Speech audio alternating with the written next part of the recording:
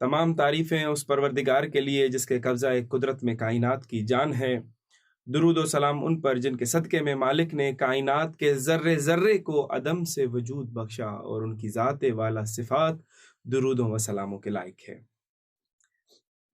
ناظرین اکرام، آج ہم جس ویڈیو کے ساتھ آپ کے پاس حاضر ہو رہے ہیں، اس ویڈیو کا موضوع ہے طب انبیاء و طب اہل بیت علیہ السلام کے درمیان فرق۔ اسی میں آج ہم بیان کریں گے کہ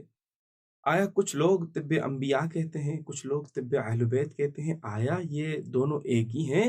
یا کوئی جدا جدا چیزیں ہیں یا دونوں کا علم جدا ہے؟ کیا ماجرا ہے؟ کیا وجہ ہے؟ کیا ان میں فرق ہے یا دونوں ایک ہی ہیں؟ تو اس کو بیان کرنے سے پہلے میں چھوٹا سا اپنا تعارف کروا دوں کہ میرا نام سید ارباب علی موسوی ہے، جو کہ ام المقدسہ میں گزشتہ 7 سالوں سے زیر تعلیم ہوں، اور جیسا کہ میں خود بیسیکلی پاکستان سے تعلق رکھتا ہوں، پاکستان کے شہر کراچی سے، اور میں نے یہاں پر کراچی یونیورسٹی سے BS فزیالوجی کیا، اور فزیالوجی کرنے کے بعد چونکہ بہت سارے ناظرین جانتے ہیں کہ فزیالوجی جو کہ totally based on a human body, anatomy and physiology کے پر بیس کرتا ہے، تو وہ کرنے کے بعد پھر ہم ایران آ گئے علم اہل بیت حاصل کرنے کے لیے، اور جب یہاں آئے تو ہماری ملاقات قبلہ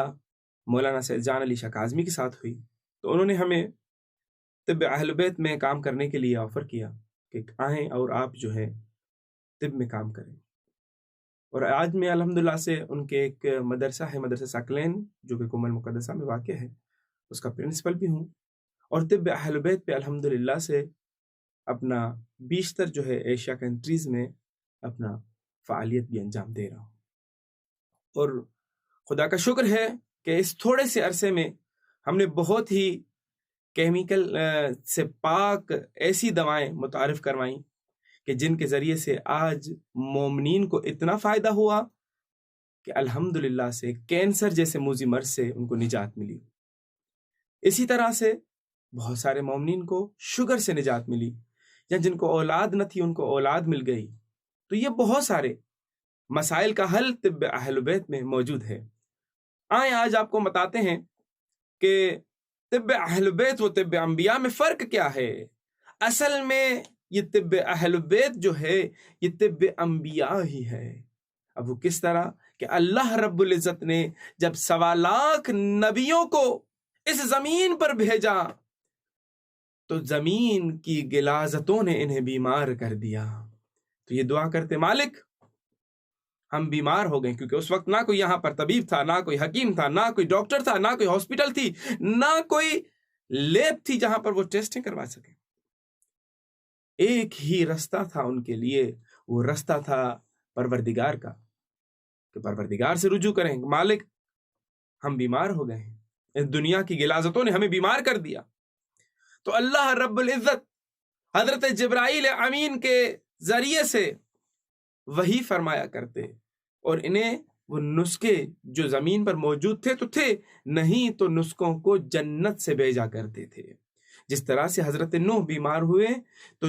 تاریخ میں ملتا ہے کہ حلیلہ بلیلہ آملہ یہ زمین کی غذائیں نہیں ہیں، یہ زمین کی جڑی بوٹیاں نہیں ہیں، حضرت جبرائیل امین عرش سے لے کر آئے تھے، اور جب حضرت نوح علیہ السلام نے وہ ان کو استعمال کیا جس طرح سے اللہ رب العزت نے ان کو فرمایا تھا تو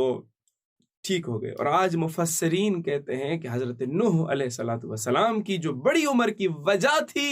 وہ بھی یہی نسخہ تھا۔ اسی طرح سے دوسرے تمام انبیاء،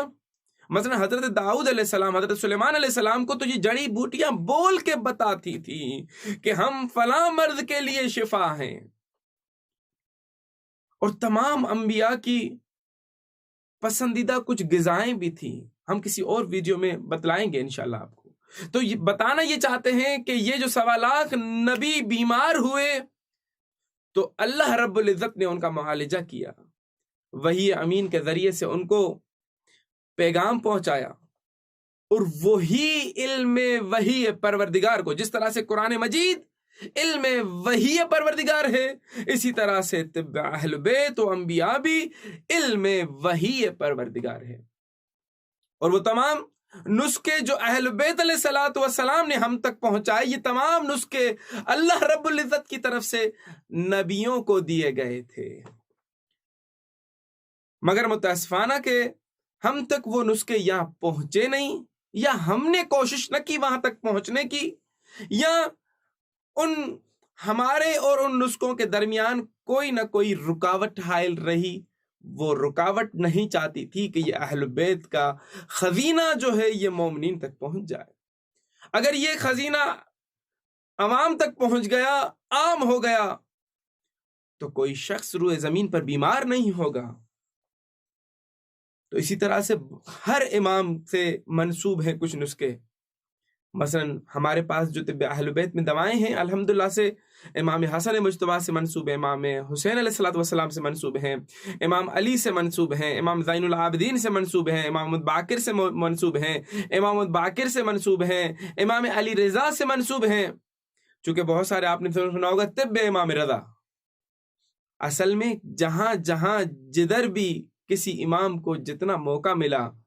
انہوں نے ہم تک یہ پیغام کو پہنچانے کی پوری کوشش کی۔ اور یہی وہ علم کا خزینہ ہے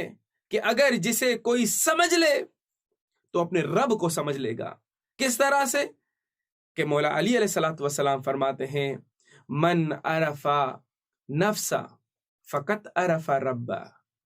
جس کسی نے اپنے نفس کو پہچانا اس نے اپنے رب کو پہچانا۔ کیا مطلب ہے؟ اور نفس کو ظاہر بہت ساری چیزوں کی ضرورت پڑتی ہے، روحانی بھی جسمانی بھی، تو ان کو مسائل کے حل کے لیے بھی اللہ نے تمام چیزیں ہمیں پرووائڈ کی۔ جس طرح سے اللہ رب العزت نے پوری کائنات کو بنا ڈالا مگر کہیں فخر نہ کیا، مگر جب ایک حضرت آدم کو بنایا، ایک انسان کو بنایا،